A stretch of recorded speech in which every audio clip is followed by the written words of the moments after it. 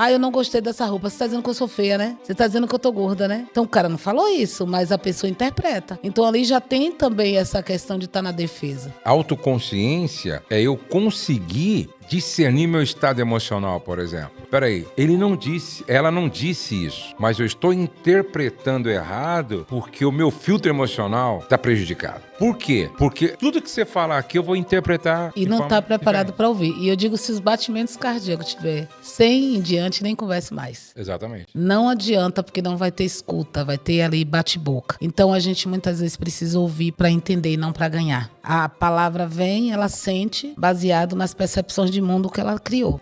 E por que ela reagiu? Porque aquilo ativa. E quando a gente está ativado emocionalmente, volto a dizer, a parte do nosso cérebro que pensa, que analisa, que reflete, ela já não está mais ali. Então, às vezes, só o outro fala e o outro aprendeu a ficar calado. E ali é uma pessoa verborrágica e o outro aquele mutismo paredão. Olá, tudo bem com você? Tudo bem com a sua família? Pastor Josué Gonçalves aqui para mais um podcast Amo Família. Esse bate-papo com convidados que agrega muito valor. Nós não nos preocupamos apenas com um encontro casual. Os nossos convidados sempre trazem um conteúdo que agrega muito valor ao relacionamento conjugal, familiar, também contribui para a liderança de pastores. Enfim, é um trabalho que a gente se preocupa fazer com critério para que contribua com todos aqueles que nos acompanham aqui no nosso canal. Já deixa o seu like e depois, no final, você vai enviar esse vídeo para 3 pessoas que você ama e quer muito bem. Hoje, nós vamos estar falando sobre comunicação inteligente no casamento e na família, e comunicação no sentido mais abrangente possível, mas principalmente focando no casamento e família. Então vamos para o nosso podcast de hoje.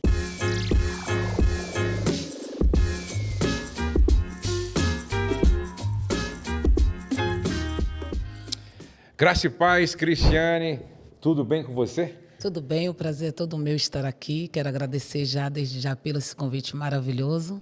Fala de um tema importante, né, para a família, para as relações interpessoais como um todo.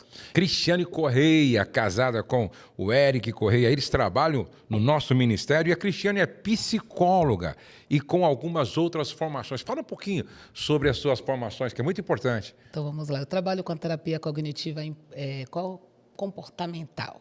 Tá? É um projeto, no caso, uma abordagem que ela observa, né, o quanto nossos pensamentos vão influenciar naquilo que a gente sente e como a gente também vai reagir.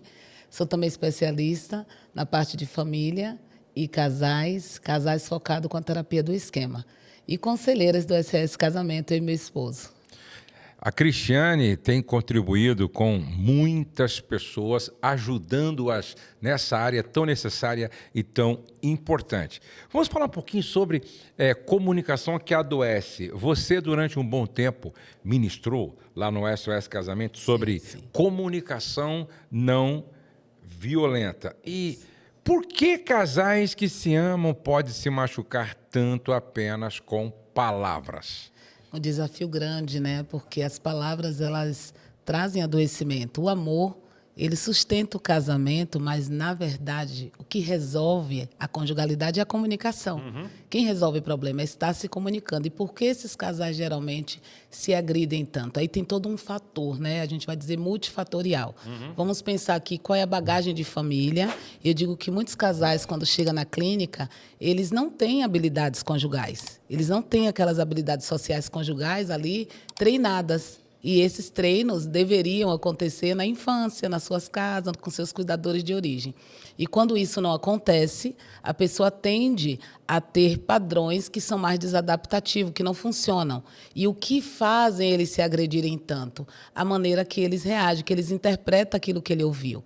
E os modelos também, eles influenciam bastante na nossa vida aqui no aqui e agora. Quais modelos eu tive? De que maneira meus pais se relacionavam dentro de casa? E é muito comum dentro dentro na clínica, a gente faz uma anamnese para entender a história de vida daquela pessoa. E, comumente, lá estavam esses padrões. E, primeiro, tomar consciência, né, pastor, que padrões são esses, porque eles ficam enrijecidos, cristalizados, são difíceis de ser moldados, porque fica naturalizado, é como se aquilo fosse o certo. E quando a gente começa a tomar consciência, ouvindo o outro, tendo esse feedback, esse retorno, olha, dessa maneira não funciona, ali tem uma probabilidade maior desses casais começarem a se alinhar. E as pessoas precisam entender o poder que há naquilo que é dito, né? A Bíblia diz que a morte e a vida estão no poder da língua. E Tiago, capítulo 3, ele diz que a língua, ela pode ser, né, como um veneno, ou seja, um membro carregado de veneno que mata, né?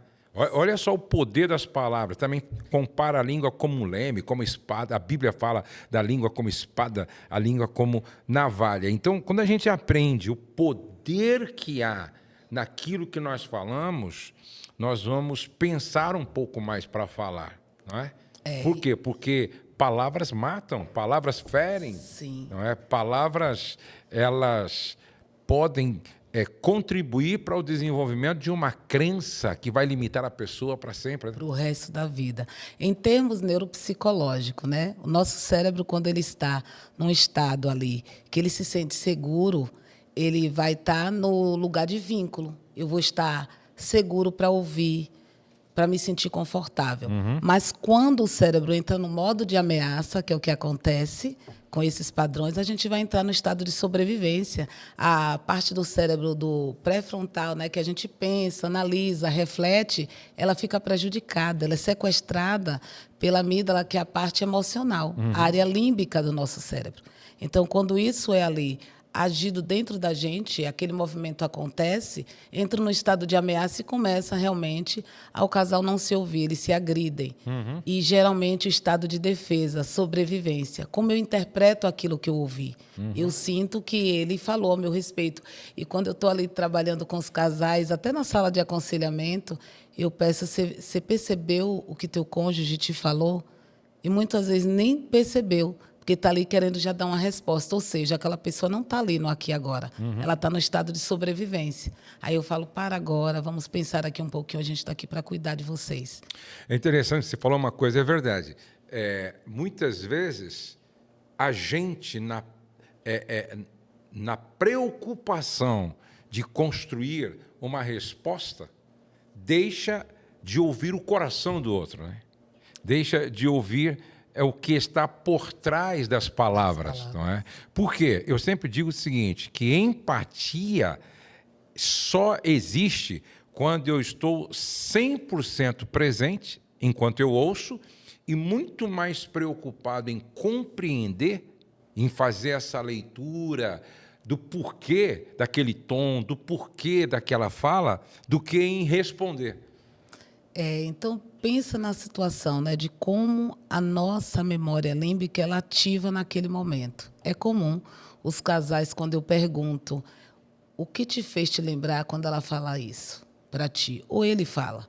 Aí eu lembro que minha mãe falava assim comigo. E o que você sentia? Sentia muita raiva. Então, naquele momento, o cérebro ele não vai gastar energia para pensar, analisar. Ele vai responder, geralmente baseado naquela história traumática que a pessoa teve. O trauma ele tem essa relação. Quando a gente reage, a gente não vai reagir com a idade do adulto. A gente reage como uma criança. E por isso que é tão desafiador quando você diz assim, se colocar no lugar do outro. Isso é muito importante. Muito importante entender o que está por detrás das palavras. Olha, quando você me diz dessa maneira, eu me sinto muito triste. Isso me faz perceber que você não se preocupa comigo. Então, ali já começa uma comunicação que você não está culpabilizando o outro, você está trazendo para si. E quando eu trago para mim, eu estou sendo autorresponsável, eu estou dando o direito do outro de corrigir aquela fala. E, às vezes, é tão difícil porque as mulheres, geralmente, a maioria... Cris, mas eu já falei, eu já fiz. Eu digo, à medida que você modifica também teus padrões, o outro tende a ser obrigado a também modificar.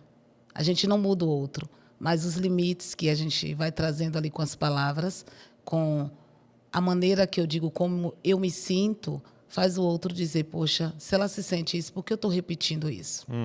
E treinar empatia. Empatia também é outra área muito desafiadora, né? A gente fala, hoje é muito comum falar de narcisismo, e uma das características desse transtorno é a falta de empatia.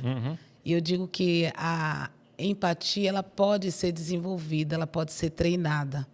Mesmo quando adulto, sim, vai ter um desafio maior, porque é comum pessoas que têm dificuldade a ter empatia, elas não tiveram um ambiente seguro para sobreviver.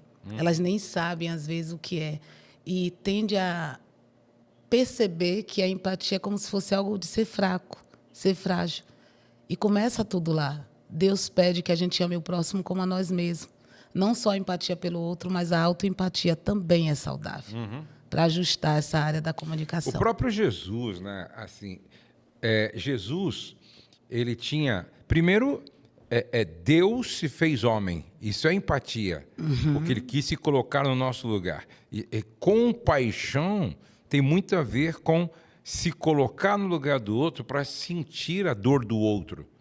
Então, eu acho que é muito importante quando eu estou, por exemplo, ouvindo a minha esposa, o tom de voz, a forma como ela está falando, demonstra que ela está falando a partir, de repente, de uma dor.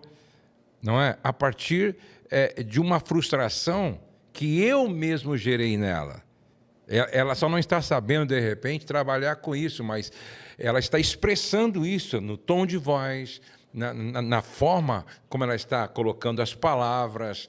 Então, quando eu estou assim, mais preocupado em compreender o que está por detrás, não é? Causando essa forma, esse tom, fica mais fácil, então, eu dar uma resposta que minimize isso. Né? Justamente, porque quando a gente fala, né, a verdade ela pode curar, mas ela também pode machucar. Sim.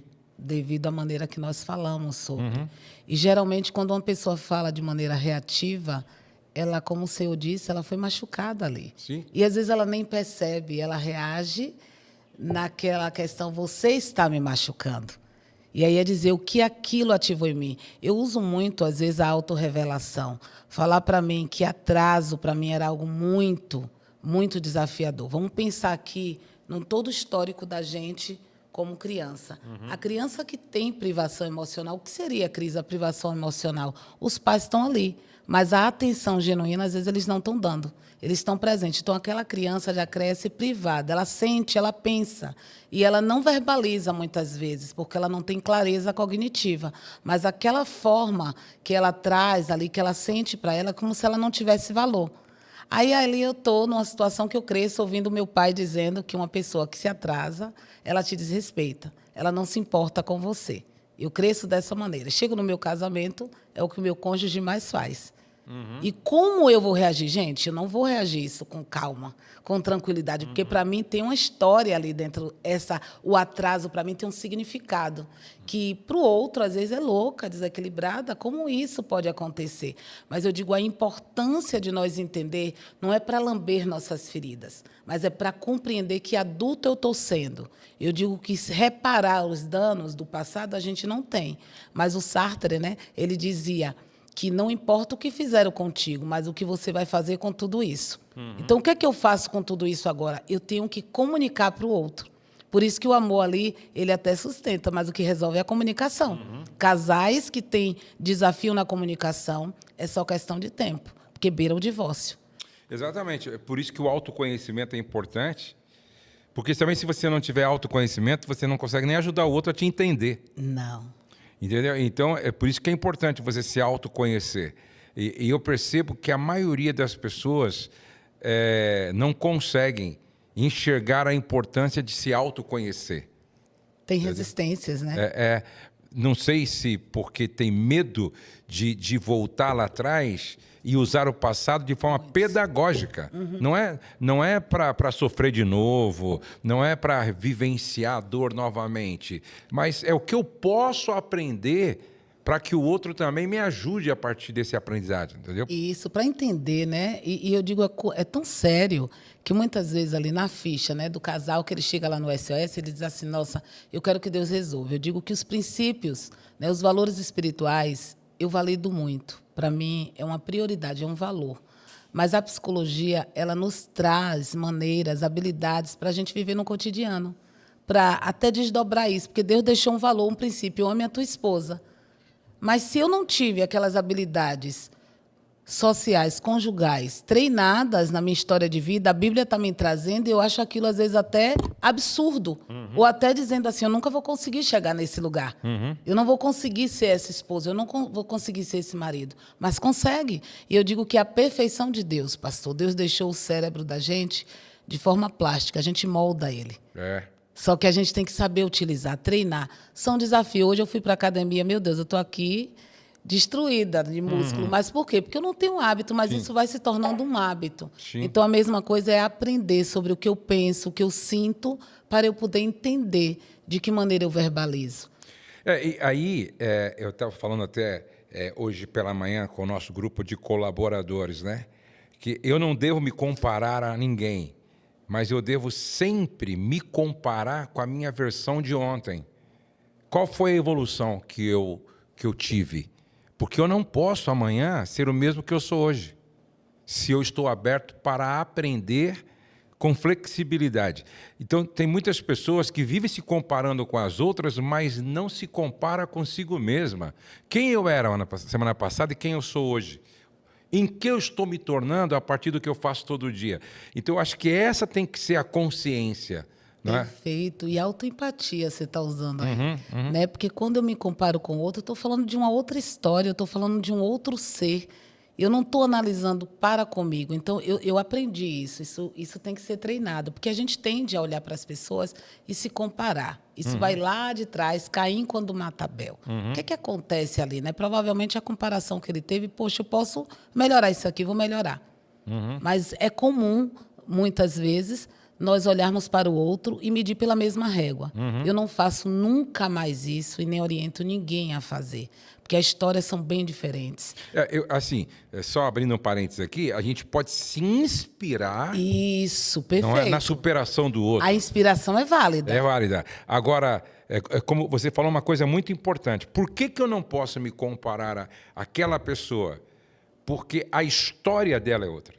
Os padrões que moldaram a forma de pensar é outra. A realidade é uma outra, entendeu? Isso. E eu tenho que trabalhar com a minha história, com a minha realidade, com as minhas possibilidades, com os meus dons, com as minhas virtudes e os meus defeitos. Porque cada um tem uma história muito diferente do outro. Então eu posso me inspirar, entendeu? Mas sempre olhar para a minha versão de ontem e ver o quanto eu mudei hoje. E aí outra coisa importante que eu sempre falo para os casais. Tem pessoas que elas são intensas, mas não são constantes, né? Sim. Porque elas querem uma mudança que não é possível. Por exemplo, eu levei 40 anos para engordar 30 quilos.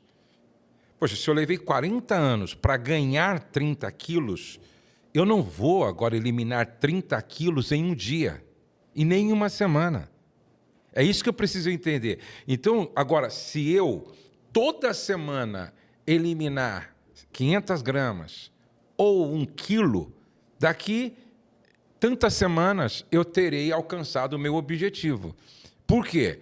Porque a mudança, assim como para eu piorar levou um tempo, para eu melhorar, às vezes leva um tempo maior ainda. Leva. Você está me entendendo? Agora, o que eu preciso é ter paciência e estar aberto para o que é necessário ser feito para que eu consiga esse objetivo, porque não é automático. Não é automático. Por isso que olhar para dentro é tão desafiador. Eu digo que não é impossível, mas é desafiador, porque a gente tem que visitar as áreas escuras da nossa vida. E eu acredito que os erros, eles nos fazem se tornarmos melhor. E de uma maneira mais consistente. Quando você fala assim, por que essas pessoas querem mudar logo? Porque elas não têm a constância. Isso também é aprendido lá no berço. é muito sério quando a gente fala de uma história. Eu gosto da frase da Lia Luft, ela é uma autora que ela diz que a infância é o chão que a gente pisa para o resto da vida. Eu queria muito que isso fosse diferente, mas não é. Não é. É uma realidade, porque nós vamos lembrar, a criança que não tem rotina, a criança que não tem orientação, ela vai ter um adulto com mais desafios. Ela vai ter um adulto que vai, muitas vezes, ter dificuldade de organizar e planejar o teu dia. E entender isso é dizer, e agora, não tem jeito para mim? Não, é agora dizer, peraí, agora eu compreendi isso, onde na minha história isso não foi possível, mas daqui para frente eu tenho que planejar de forma que eu consiga. Então, a mudança, quando as pessoas desistem, eu digo assim, Cris, eu quero um trabalho psicológico aí 2 semanas, isso não existe. Tá? A gente está falando de crenças, de padrões enraizados, e eu digo que existem situações que são pontuais, mas existem outras que são estruturais. É da estrutura do sujeito. E essa estrutura ela pode ser modificada, desde que eu tenha que olhar para ela. Uhum. É o que Deus fala, examine o homem a si mesmo. E a comunicação, pastor, e lendo sobre Gênesis, é tão importante que uma coisa simples, quando Eva está ali no Éden, a serpente conversa com ela. Uhum. Mas quando ela leva o fruto até Adão, não tem conversa. Uhum. Tome, eu como. Então, olha o perigo da falta da comunicação. Uhum. E eu não digo só na conjugalidade, é nas relações interpessoais como um todo. É de pais para filhos, relações de trabalho, relações de amigos. E também, na comunicação, te interrompendo um pouco, Pode interromper. na comunicação, olha a importância de você perguntar. Esse é o maior desafio, tá? Por quê? Porque é o que você falou. Por que Adão não fez perguntas? Né? Por quê? Poderia. Por que eu vou comer esse fruto? De onde veio? Você pegou aonde? Você pegou aonde? Quem te fez pegar o que não deveria ser pego? Isso. Você pensou nas consequências disso? Vamos pensar junto aqui, se nós comermos... Então, às vezes, essa falta, não é, de coragem e, ao mesmo tempo, de liberdade para perguntar, faz com que a gente vá seguindo o outro sem pensar nas consequências. Sim. E aí todo mundo sofre. Né? Sofre todos. E quando você fala assim, a pessoa, às vezes por medo. Se eu tive um cuidador, e volta de novo. Eu volto de novo lá. Porque quem eram meus cuidadores? Eu tinha um ambiente que eu podia expressar minhas necessidades?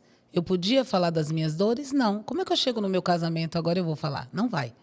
Eu falo muito sobre a importância do estilo de apego, né, que foi uma das coisas que hoje a ciência está trabalhando muito para melhorar essa parte de entender uma outra comunicação. Porque se uma pessoa veio de um apego evitativo, ela vai ter uma dificuldade muito grande naquele movimento de olhar para a necessidade sua e do outro e não vai comunicar.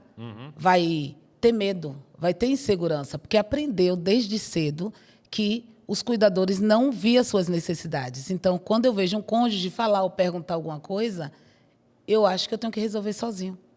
Eu não vou conseguir fazer esse movimento. Então, um dos maiores erros da comunicação é querer que o outro adivinhe. Exatamente. Ou então o medo de falar a verdade. Né? E como isso é comum no relacionamento conjugal. Por exemplo, a esposa pergunta, o que você achou desse meu penteado? Não ficou legal. Mas eu, com medo de desagradar, eu minto. E aí, eu minto hoje, aí eu minto amanhã, aí eu minto depois. E aí, a pessoa do outro lado pensa que realmente ela está me agradando, quando, na verdade, eu estou ficando cada vez mais frustrado pelo que eu estou vendo que eu não gosto. Porque o cabelo não foi legal, a roupa não foi legal, a comida não foi legal. Então, eu acho que a gente precisa começar a ter coragem de falar a verdade. Agora, essa verdade, ela precisa ser dita com amor e respeito. Sim. O grande problema está aqui. Então, por exemplo, se a minha esposa pergunta assim, o que você achou desse meu penteado? Eu posso até falar, não ficou legal. Eu acho que não ficou legal. É uma coisa, você ficou horrorosa.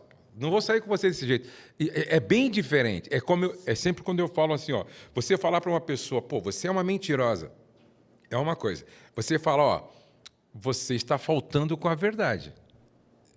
Você percebe? Eu estou falando a mesma coisa, mas carregada com respeito e com amor. O que você achou dessa roupa? Olha, eu acho que não ficou legal, não ficou bem para você. É diferente, você fala, pô, não tem nada a ver com você, meu. Que gosto é esse? Então, muitas vezes, eis a razão porque também as pessoas nem perguntam, ela coloca e está colocado, nem pergunta, porque a última vez que perguntou, a resposta veio. Verdadeira, não genuína. Não é que eu queria que mentisse, mas eu queria que fosse dita com respeito e amor. Perfeito. Olha, quando você traz isso, pastor, isso é muito comum. O casal que ele funciona assim, ele não tem profundidade. Não tem. E esse é um dos maiores desafios. Aí vem desdobramentos, quando estão lá, já com tempo de vínculo, que eu pergunto, o que te faz não falar? O medo. O medo da reação do outro. E isso acontece também. Tá? Não é que justifique, mas, infelizmente, voltando para uma questão neurobiológica, o cérebro vai entrar no estado de ameaça. Se eu sou aquela mulher que não quero ouvir nunca o meu esposo dizer que eu estou feia, mesmo eu estando, olha o lado imaturo e infantil. Então, aquele homem diz, ela faz um barraco, ela fica, você precisa ver, ela fica mal, fica emburrada o dia todo para mim. Então, o que é que acontece ali? Aquele homem diz, para eu evitar o problema, eu não falo. Só que você não evita o problema. É aí que está mais um problema. Então, tem que trabalhar justamente esses ajustes, porque falar só o que o outro quer ouvir, isso é um ato infantil. Porque esse silêncio do homem significa um afastamento emocional. Cria distância. Perfeito. E aí, quanto mais eu deixo de responder pensando que eu estou evitando um problema, eu estou criando um problema que amanhã vira um divórcio. E eu trazendo isso para muitos na clínica, eles falam assim, nossa, eu não tinha percebido isso. Mas eu sempre gosto de fazer eles refletirem sobre a estratégia que eles usam. Como vocês estão usando a estratégia? Eu faço dessa maneira, e aí? Quais são os resultados dessa estratégia? Por exemplo, o silêncio é muito comum, tá? Nos aconselhamentos, na clínica, diz assim, eu prefiro não falar. E o que você não falou, como foi que você digeriu? Como foi que a sua relação ficou diante dessa estratégia que você usa? Aí a pessoa se dá conta que é uma estratégia problemática. Ela pode ser momentânea ali para resolver problema, mas não é eficaz. Exatamente. Por isso que eu acho que a verdade tem que ser dita, mas carregada de respeito e amor, não é? E a pergunta precisa ser feita. Eu tenho dito sempre, né, que nenhuma pergunta ela é tola para quem está fazendo. Tem sentido para a pessoa que faz, né? Para você, talvez, não faça sentido. Uma bobagem dessa. Mas, para mim, às vezes é uma questão de vida ou morte, entendeu? Para mim. Então, por isso que eu gosto de ouvir as pessoas, né, e com essa consciência. Talvez essa pergunta não faz sentido nenhum. Para mim, é uma pergunta boba, sem significado. Só que para a pessoa é muito importante. Então, eu acho que o marido, peraí, se minha esposa está perguntando, a questão não tem a ver comigo, tem a ver com ela.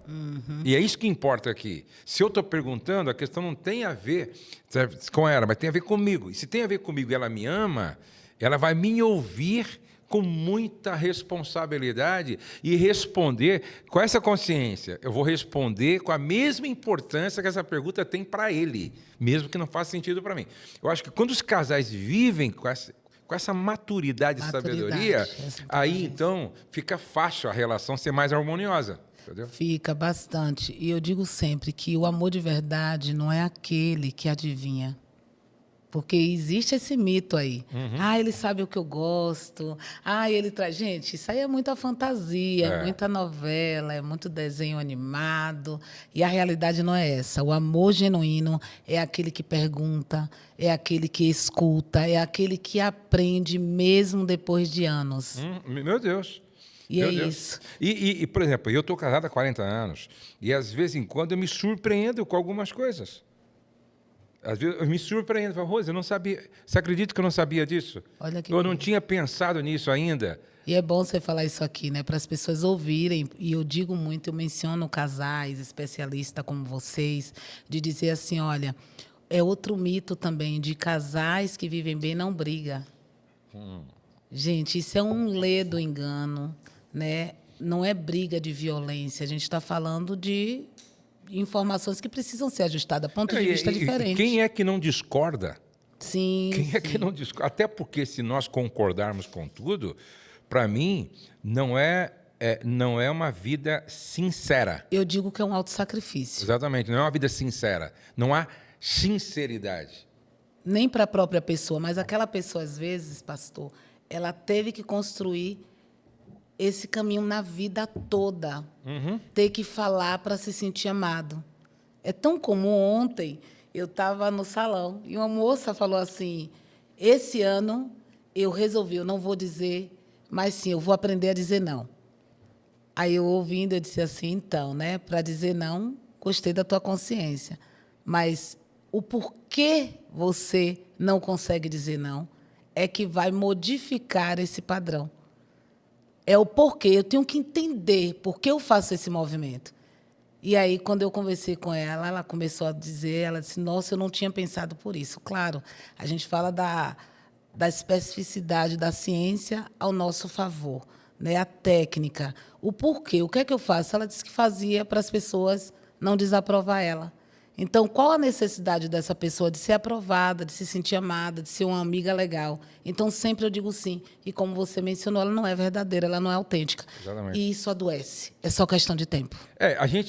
Assim, se a gente for pensar à luz das Escrituras e observando as pessoas, a gente chega à seguinte conclusão, que por trás de toda essa dificuldade das pessoas de dizer não, de não se chatear e se entristecer ao ouvir uma verdade, está uma crise de identidade. Porque a partir do momento em que eu sei quem eu sou, entendeu? Eu sei quem eu sou, eu sei que desde o ventre da minha mãe, o meu Pai eterno, ele já me afirmou, ele já me aprovou como imagem e semelhança dele. Então, eu não preciso mais viver dependendo da aprovação dos outros. Um elogio pode me ajudar na motivação, certo? Alguém que reconhece o quão eu faço bem feito o meu trabalho tem Isso é bom, é um lado válido, positivo, sim. é válido, mas eu não dependo disso para prosseguir. Perfeito. Eu não dependo disso para continuar. Eu não dependo disso para lutar as minhas lutas e as minhas acreditar guerras. em ti, né? E acreditar em mim. Você tá vendo? Então, por isso que eu falo, às vezes, isso eu falo muito para os homens aqui na Batalha de Todo Homem. Ótimo. Quando você entendeu, certo, a sua identidade, quem é você, acabou. Até eu falo que homens que colocam uma tatuagem aqui, mas quando essa tatuagem já não chama mais a atenção das pessoas, aí ele faz uma aqui. Quando essa aqui também já não chama mais a atenção das pessoas, como que aprovando ele, então ele tem que fazer uma aqui. Agora, quando essa me chama, ele tem que fazer aqui. Daqui a pouco ele está coberto. E o problema, então, não é externo. Não é sobre tatuagem, né, Não é pastor? sobre tatuagem. É sobre justamente o lugar que aquela pessoa funciona para agradar o outro. É um vazio dentro dele que não vai ser preenchido nunca se ele não entender, primeiro, que ele é a imagem e semelhança de Deus. Quando falo, ó, volto de novo, eu digo como profissional, eu tive que entender uma questão para mim, tem tudo a ver o princípio e o valor bíblico disso aqui. Isso aqui é um valor, para mim, inestimável. Mas como eu vou decodificar isso, a psicologia traz possibilidades para a pessoa viver no seu cotidiano para prosseguir. Por exemplo, quando uma pessoa dessa vem, ela não consegue entender, às vezes, pastor, que Deus é esse Pai. Essa identidade, Deus traz ali o princípio e o valor. Mas a construção que essa pessoa teve ficaram lacunas, que o cérebro não consegue fazer esse mecanismo, essa função, porque ali ficou uma lacuna. Pensamos assim, no início, o alicerce ali do edifício precisa ser construído para ele se manter de pé. O alicerce seria o quê? A infância da criança, a validação, o respeito, o vínculo seguro, segurança. Então, esses lugares, se não foram ali nutridos, eu vou crescer um adulto precisando de algo fora para me nutrir aqui dentro, porque não foi construído. Só que isso não é definitivo. Volto a dizer, como eu falei anteriormente, o cérebro é moldável. Agora que eu entendo isso, eu vou olhar quais foram as necessidades que meus cuidadores ali não tiveram comigo. Ah, eu vi que não me validavam, era mais crítica, enfatizava erros do que acertos. Quando eu parto desse pressuposto, eu vou buscar estratégia para sobreviver. Qual é a estratégia da criança que está com o cérebro maduro? Eu tenho que fazer sempre algo, tudo certo, tudo perfeito, eu tenho que agradar. Então, entender isso é dizer, espera aí, quando as minhas feridas emocionais estão aqui, ela bloqueia também, é onde Satanás se alimenta, a nossa espiritualidade. Porque ele vai impedindo, não é que é impossível para Deus, não é sobre isso. Tem pessoas que vai tendo esses insights sozinho, mas tem outros que não. E aí a gente vai tirando essas camadas que impede a pessoa a entender o senso de identidade. E que bom que você falou sobre senso de identidade. Porque se eu tive cuidadores que não me deram, não me validaram, eu tenho que usar a palavra ao meu favor, dizendo, olha, o Deus disse que ainda que um pai e uma mãe esqueça de mim, ele não esquece. Já começo aqui. Então, através disso, o que faltou em mim, que ainda eu fico fazendo um movimento desadaptativo ao ponto de não ser eu. Porque essa pessoa ela pode agradar todo mundo, mas quando ela dorme, ela está triste, ela está vazia. E não é viver também para ser ególatra. Não é isso, porque a gente precisa ter esse equilíbrio, dizer assim, olha, eu não vou agradar todo mundo, mas tem coisas em mim que são legais, tem coisas que não são. E ter essa troca. E essa pessoa que vive nesse lugar, a gente chama de esquema de subjugação, pastor. É muito dolorido, porque a pessoa ela não consegue se comunicar. Ela não consegue, ela aceita tudo. Já viu aquele casal que diz assim, o marido faz tudo? Vou dizer marido aqui, gente, mas pode ser tanto o homem quanto a mulher. Então, ele faz tudo para mim. Parece uma coisa legal. E eu lembro que quando esse sinal alertou no meu casamento, eu busquei ajuda. E quando eu busquei ajuda, eu lembro que a psicóloga falou para o meu esposo, olha, isso não é saudável. E eu fico feliz, porque poucos, como a tua esposa, trouxe o casamento de vocês para pedir ajuda. Por quê? Estava confortável para mim, mas eu sei que isso não é saudável para o outro. Não é. E, para mim, o casamento tem que ser saudável para os dois. Eu digo que o ganha-ganha. Eu acho assim que o casamento saudável é onde existe liberdade com responsabilidade e amor. Entendeu? Se não houver essa liberdade para eu ser quem eu sou e a Rose ser quem ela é, com responsabilidade e amor, a unidade é doentia e o casamento vira uma prisão. E sofrido, né? Porque às vezes está até debaixo do mesmo teto. Exatamente. Esse é o desafio, porque a gente fala muito hoje aí do divórcio cinza. Então, a pessoa está ali no mesmo teto, mas não tem mais conexão. Não. E eu atendo muitos casais que às vezes eles buscam ajuda, eles estão no mesmo teto, e ali eu levo a esperança de conexão. E conexão não é estar deitado na mesma cama. Geralmente, quando isso acontece também, não sei se você concorda, é porque ele ou ela se anulou em favor do outro. Sim. E, às vezes, em favor da manipulação do outro. É porque reforça, eu digo assim, por isso que a gente entra naquele consenso de conjugalidade, os dois são responsáveis. Eu não trabalho com a palavra culpa, mas eu trabalho com responsabilidade. Então, quando você tinha esse movimento, estava bom para mim, faz tudo, vai onde eu quero, faz o que eu quero, mas eu digo, mas quem é esse outro? Será que eu sei mesmo quem ele é? Eu não sei. Eu não vou saber quem é realmente essa pessoa. E entender o que me traz a empatia, eu digo para os casais, conheça o mundo interno do outro. E o mundo interno eu tive que entender ali, no meu caso, quem foi minha sogra, quais foram os valores que ela foi passando para esses filhos. Não é para justificar, mas entender que às vezes ele não faz isso de maldade, mas dizer para ele que isso é tão ruim para ele quanto para mim. Então, quando eu aceito ficar numa relação tóxico-abusiva sem buscar ajuda, eu também estou reforçando esse padrão. Eu estou lembrando aqui de um casal onde a mulher, chegou no limite, teve que acontecer uma ruptura, uma separação, e depois eles entenderam que deveriam voltar. E ela disse assim para mim, pastor, por incrível que pareça, nesse tempo que foi necessário a gente estar separado, que eu descobri que eu deixei de ser eu. Por exemplo, eu cheguei no restaurante e não sabia o que eu ia pedir no cardápio, porque era tudo ele que pedia. Perfeito. Eu cheguei em tal lugar, eu não sabia o que escolher, porque era ele que escolhia. Eu não sabia. Ali que a ficha caiu, eu disse, meu Deus, eu me anulei para que ele fosse feliz e eu vivesse essa vida de mentira, de que sou feliz porque é ele que comanda, é ele que faz, é ele que domina, é ele que controla. E distorce a Bíblia. Ele que paga. Você está me entendendo? Aí, o que acontece? Quando eles voltaram, aí houve um choque de realidade, principalmente para ele, né? Que ele tinha que se adaptar com a nova mulher. Porque agora ela é uma mulher acordada. Sim. Ela despertou. Uma ela identidade, se redescobriu. Ela entendeu quem ela era. Sim. Então eu vi ela, já agora, nesse novo momento, eu vi quando um dia ele ligou para ela e disse assim, o evento vai acabar amanhã, mas vem hoje à noite embora. Ela falou, não, eu só vou quando terminar o evento.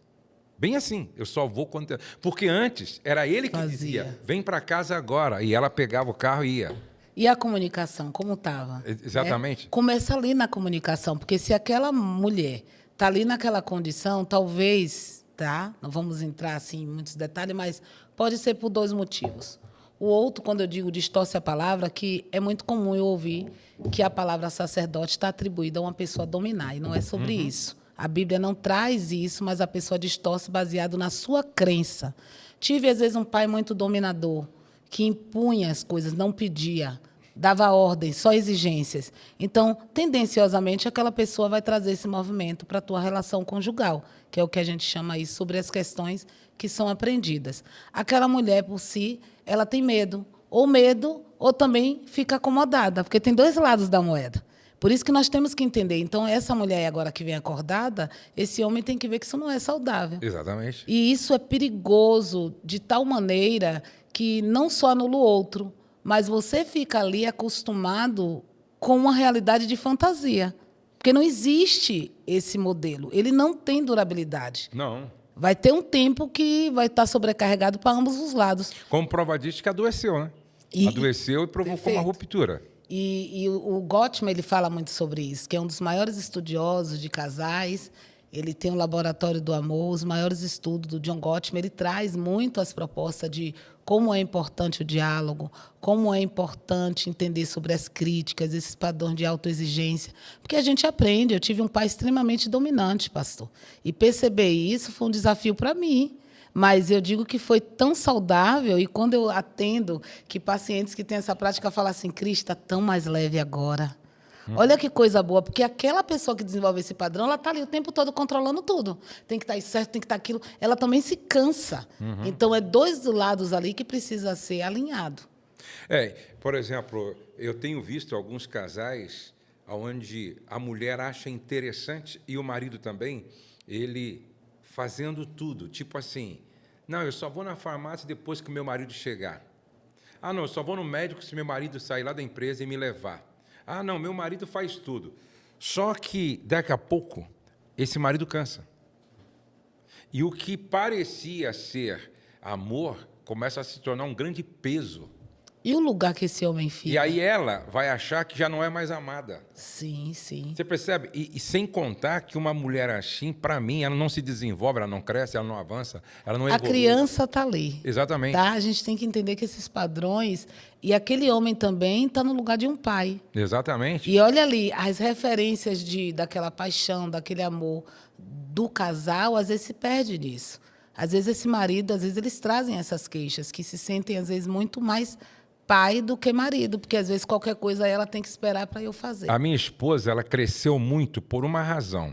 Eu nunca me coloquei no lugar de pai dela nesse sentido.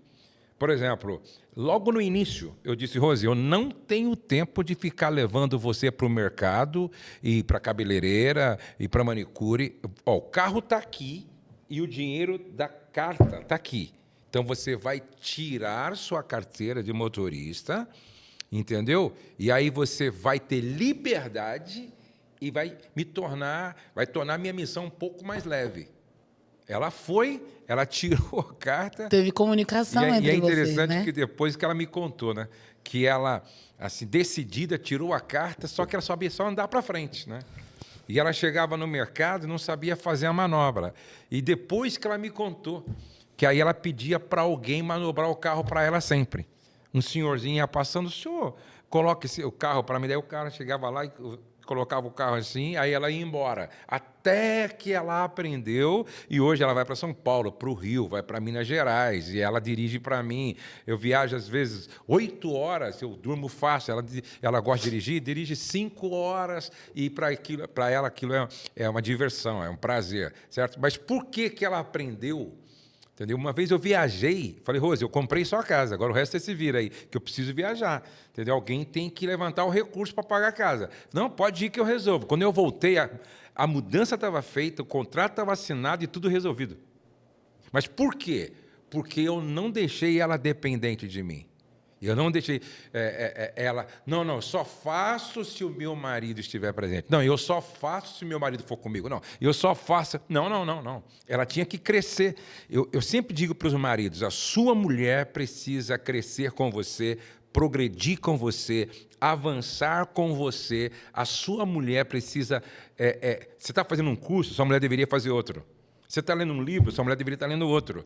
Você está fazendo uma especialização, sua mulher deveria estar fazendo outro. Por quê? Porque é terrível quando o marido cresce, evolui, avança, e a mulher está assistindo novela, só que ela sabe fazer. Ou Netflix hoje. Ou o contrário. Então, o casal precisa crescer junto. O que você acha disso? Isso é um grande desafio por uma questão, né? Que a gente fala de cultura. Existe uma cultura que reforça, hoje bem menos, graças a Deus, eu vou dizer, porque eu não preciso sentar no lugar do feminismo, mas entender, como você falou, de especialização, coisas que tenham sentido, não precisa ser a mesma coisa. Sim, não, às vezes ele Né? trabalha com carro na sua área. E começa o casal a se desconectar. Eu lembro, pastor, que teve um pastor que ele falou isso, já tem 30 anos. 30 anos eu ouvi esse pastor falando isso. Essa mesma orientação que você mencionou. 30 anos atrás, esse pastor falou.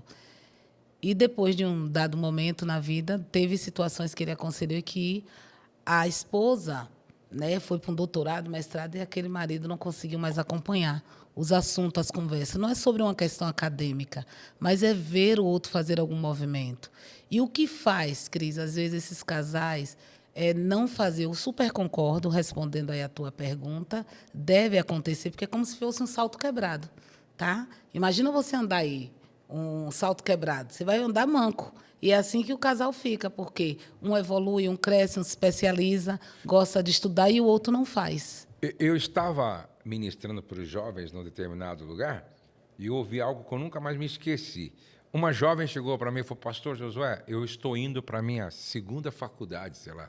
Ela gostava muito de estudar, né? Tinha feito uma faculdade, depois estava fazendo uma outra que complementaria e tal. E falou assim, ó, eu amava meu namorado, gostava muito dele, só que não deu para a gente continuar. Porque eu não sei se ele era mecânico, e nada contra, ela falou. Parece que ele era mecânico e tal. Só que quando eu conversava com ele, para ele evoluir, não, para mim tá bom, eu não tenho essa mesma ambição sua, eu não penso e tal. O que ela queria? Ela queria que, de repente, amanhã ele se tornasse dono da mecânica, ou então engenheiro mecânico, ou então, sabe, assim, crescesse dentro da área dele. Mas ela percebia uma certa acomodação, falta de ambição, falta de visão de futuro, de empreendedorismo, de crescimento. Ela falou, eu vou ter problema, porque eu gosto de estudar. Entendeu? Eu gosto da... E isso vai ser quase que um jugo desigual, comprometendo a nossa relação. Entendeu? Termina sendo esse jugo desigual. Eu sei que o quase é para suavizar. Gente, por mais que não queira, fica sem sentido as conversas. Exatamente. E a gente está falando dentro de uma conjugalidade que está ali para trocar. E não precisa, às vezes, ter uma posição. Não estamos falando de posturas acadêmicas, mas falando, às vezes, de um livro. Para ter hoje é a influência aí da tecnologia, várias informações, você pode pegar um livro, ler, para ter um assunto para dominarem juntos. Exatamente. E quando isso não acontece, vai perdendo esse vigor, essa beleza da relação. E por que isso acontece? Aí, gente, não tem como a gente fugir. Quando a gente fala da psicologia, é uma área da ciência, que ela vai entender que molde foi esse, que essa pessoa funciona dessa maneira. A gente trabalha muito com a personalidade. A personalidade, ela molda dentro do ambiente. O temperamento, ele vem inato. Então, aquela pessoa, pensamos que já tem um temperamento em si, que é mais de se acomodar. Junta com uma personalidade dentro do ambiente de família que nunca foi estimulado, que aqueles pais nunca acharam o que precisava, tudo no comodismo. Isso vai chegar aonde? lá na vida adulta. Mas eu tenho que tomar consciência disso. É minha responsabilidade, não é nem para o meu cônjuge. Porque senão eu não teria estudado, porque meu pai era analfabeto. Exatamente. Ele dizia, mesmo sendo, ele dizia, estude. Eu pensava assim, eu preciso estudar porque eu preciso de um emprego. E criança já tinha essa mentalidade, porque era o que ele falava, ele não pôde, ele tinha uma dor muito grande porque ele não pôde estudar. E entender isso, quanto eu inspiro mulheres de dizer, vale a pena, independente do que você queira fazer. Eu tenho uma manicure mesmo que ela me atende, mas como ela é bem desdobrada, descolada, que ela vai e ela faz, e o que faz as pessoas não funcionarem assim? Muitas vezes os medos, muitas vezes os traumas. E olhar para esse lugar é nossa responsabilidade. Não é para se comparar, não é para abrir mão de um casamento por conta disso, mas é dizer a que ponto esse casamento precisa funcionar dessa maneira, se a gente pode modificar. E se você, marido, tem uma esposa que é visionária, empreendedora, proativa, certo? E quer avançar, quer crescer, está tentando te ajudar também a progredir, crescer, avançar, evoluir, aplauda ela, agradeça ao Senhor por ela, porque essa mulher quer o seu bem, quer o seu bem, entendeu? Ela não quer ir embora e ver você ficando lá atrás. Ela quer que você a acompanhe e amanhã, quem sabe, até passe ela, como eu já vi. Eu vi um eletricista de residência casar-se com uma dentista. E a mulher era dentista e ele era um eletricista. Ele estudou, prestou vestibular para odontologia e acho que no dia dos namorados, não sei quando foi, ele levou para ela, entendeu, a notícia de que ele havia passado no vestibular. Ele se formou, passou a trabalhar com ela no consultório e eu acho que hoje ele lidera, não sei se é mais de uma clínica que eles têm, ou seja, ele passou a esposa, certo? Essa tem que ser a mentalidade de crescimento, de avanço, de progresso. Pô, vou me inspirar na minha esposa. Não é para ir contra ela. Tem uns maridos tão ignorantes, tão sem visão, que fala, se você quiser, procura outro, pô. Porque, meu Deus... Mas tudo isso são os traumas, né, pastor? É. Quando a gente tende a dizer procura outro, geralmente tem uma dor muito latente ali. E tem um orgulho disfarçado de arrogância, né? Então, o quanto eu digo procuro outro, às vezes não é nem aquela condição emocional que a pessoa tem ali dentro dela, mas é um modo hipercompensatório que a gente chama. Eu estou me sentindo frágil, vulnerável, mas eu demonstro que eu não preciso de você. E esses modos, se a gente não modificar ele, a gente perde muitas coisas na vida. Ser simples, ser humilde, a gente associa a humildade com roupa rasgada, com pobreza. Exatamente. E não é nada disso. A humildade é você olhar para... Por que será que o meu cônjuge quer tanto que eu estude? Qual é o interesse de querer? Será que isso vai me fazer mal ou bem? Então, essas perguntas, eu digo que a comunicação, voltando, que tudo isso que nós estamos falando aqui, tem um lugar da comunicação. Porque a comunicação, a gente precisa falar o que a gente pensa, o que a gente sente, o que a gente precisa. Por isso que comunicar não é só falar. Às vezes os casais brigam ali, mais de discussões, falas soltas. Isso não é comunicar. Comunicar é ter essa pausa, um momento. Ó, vamos falar sobre esse assunto aqui desafiador. Porque é desafiador. E aí, dentro do que você está falando, vamos falar um pouquinho sobre falar muito versus comunicar bem. Porque há pessoas que dizem assim, não, lá em casa a gente se comunica. Não, às vezes é só é como você falou, é uma falação sem direção, sem propósito, sem conteúdo, entendeu? Existe diferença entre falar bastante e se comunicar de forma saudável dentro da família? Como identificar quando só estamos reagindo, na verdade? Primeiro, a pessoa, geralmente, quando ela está só reagindo, às vezes ela não está nem ouvindo o outro. A palavra vem, ela sente, baseado nas percepções de mundo que ela criou. E por que ela reagiu? Porque aquilo ativa. E quando a gente está ativado emocionalmente, volto a dizer...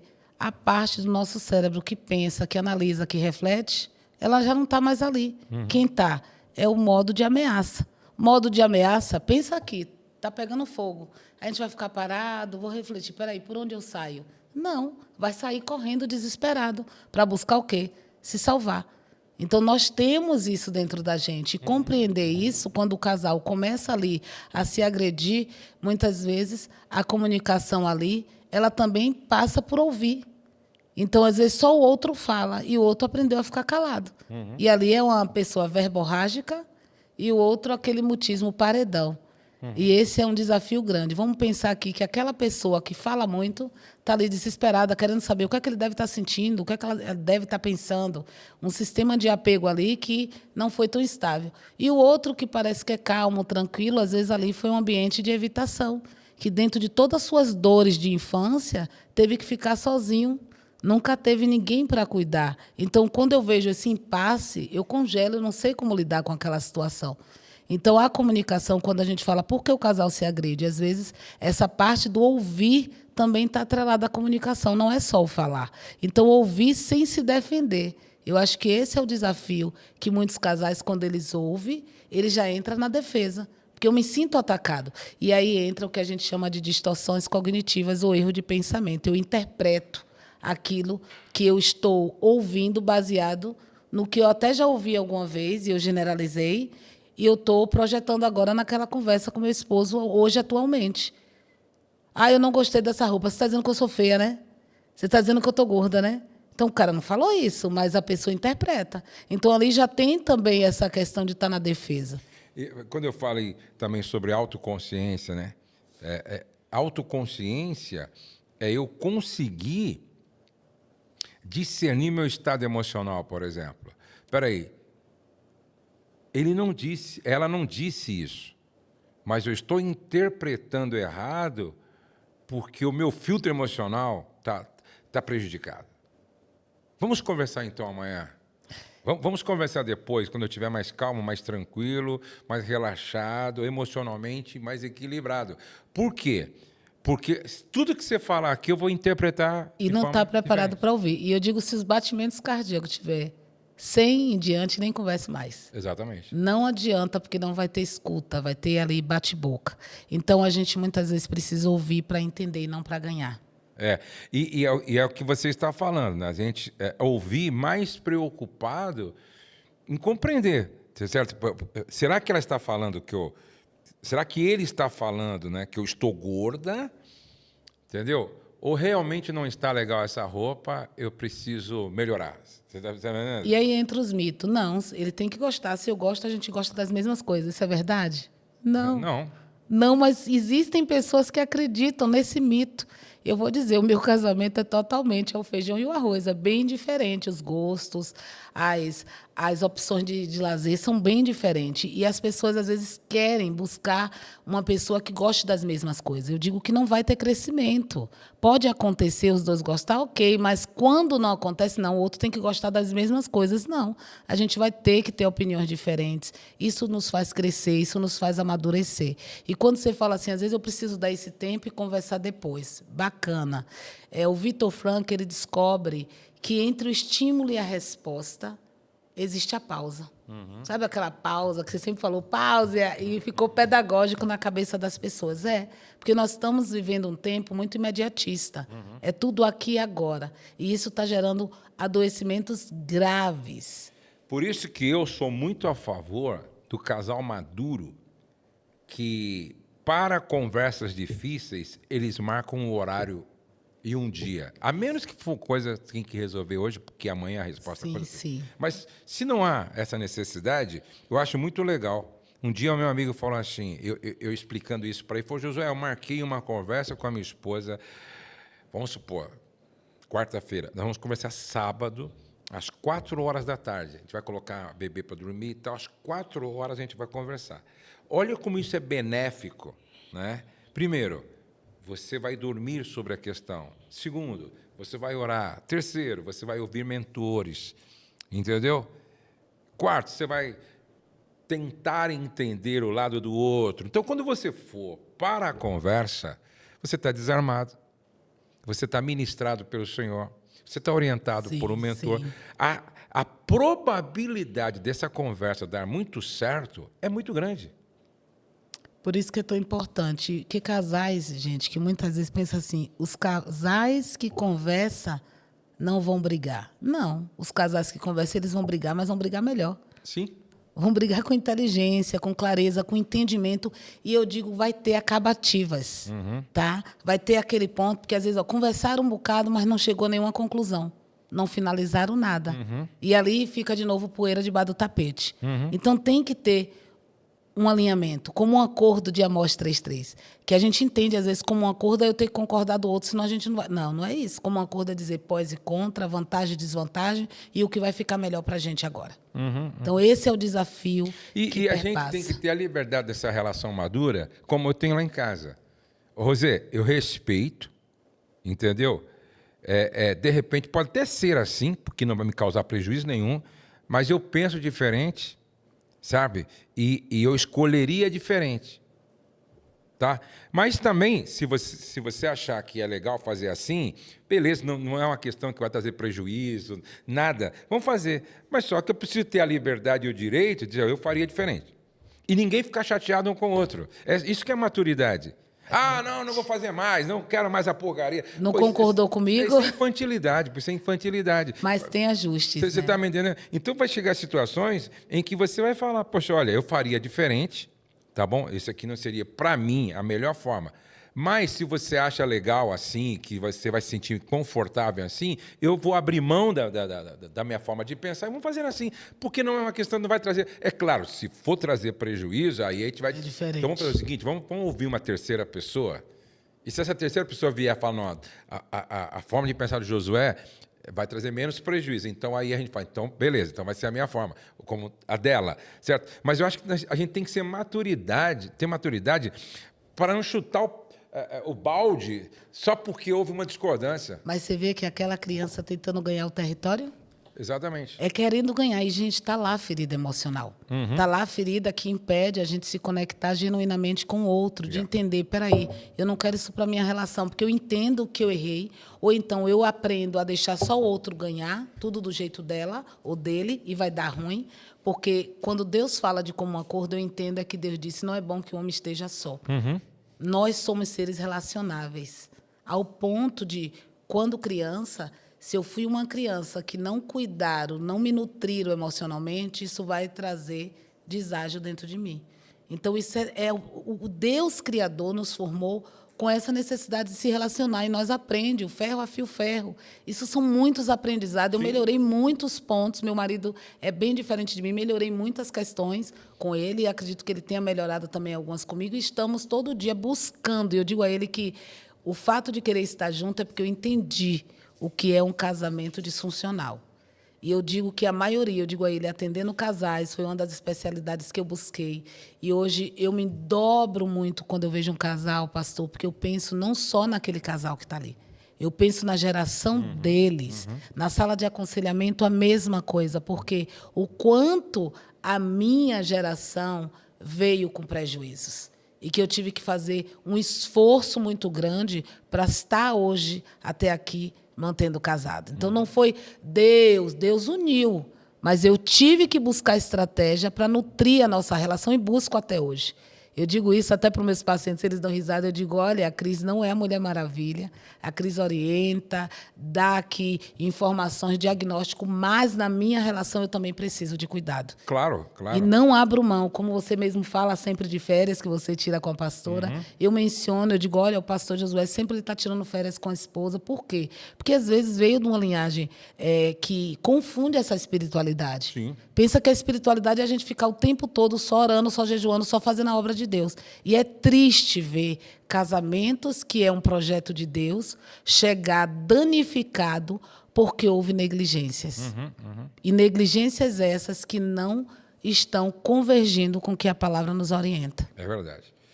Que bom essa conversa aqui. Nós ficaríamos aqui a tarde toda conversando, né? Porque comunicação, ainda tinha bastante coisa para falar. A gente vai marcar um outro encontro.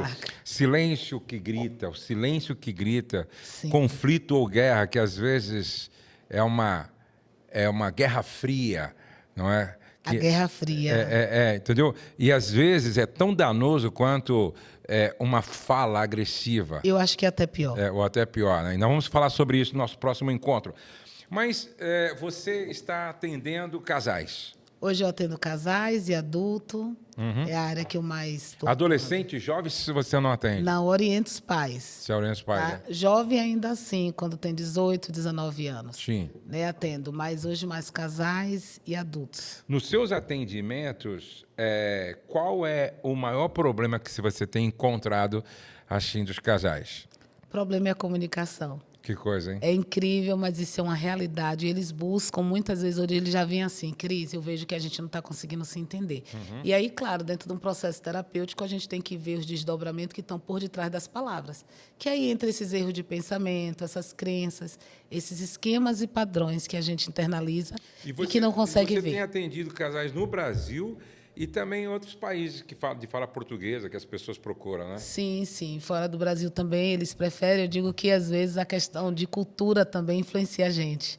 Então, às vezes, os brasileiros que estão fora do Brasil, eles buscam essa ajuda. É um ponto de conexão que eles têm dentro do atendimento para eles se nutrirem. Muitas vezes é reaprender, gente, é caminhar, é serem alfabetizado emocionalmente. E é bom quando o casal está disposto, que eles falam assim, eu nunca aprendi isso. E reconhece porque eu errei tanto. Então, às vezes, não tivemos esse modelo saudável. Eu recebo muitos pedidos de indicação de terapeutas, psicólogos. Então, a Cristiane trabalha conosco já há anos e ela também faz um lindo trabalho aqui no SOS Casamento Curado. Então, se você está em busca de uma psicóloga que é cristã, não é? É cristã. Então, nós estamos deixando aqui o contato dela, o arroba, o Instagram dela, manda um direct para ela e ela vai passar todas as informações. Ô, Cris, nós vamos marcar um outro bate-papo, porque é sempre muito importante nós falarmos sobre esse assunto. Para mim, eu acho que o casal que aprendeu a se comunicar, ele descobriu a chave para viver uma vida conjugal saudável, porque isso aconteceu comigo. E que bom, né? A gente vê a leveza que o casamento funciona melhor. Eu digo que, às vezes, você vai ter um cônjuge, um dos cônjuges vai ter dificuldade maior. E é nesse momento que a gente tem que segurar na mão e dizer, estamos juntos. Exatamente, é maravilhoso, é maravilhoso. Muito obrigado, Cris. Eu que agradeço, pastor. E olha, o arroba dela está aí na tela e você depois siga a Cris, porque ela tem postado conteúdos relevantes e que vão agregar muito valor à sua vida. Olha, nós vamos terminar agora, mas não deixe de enviar esse link para 3 pessoas que você ama e você quer muito bem. Conheça as nossas redes sociais e agora não deixe de assistir o podcast da Ariane, o podcast com o Marcos Moura, o podcast com o Rezende. Nós estamos falando sobre sexualidade, sobre finanças, sobre vícios sexuais, muito bons, e esse sobre comunicação, ok? Nós vamos terminar assim, o céu não está em crise, Deus está no controle, nós cremos em milagres e a nossa família está debaixo da graça de Deus. Um beijo no seu coração e até o nosso próximo podcast.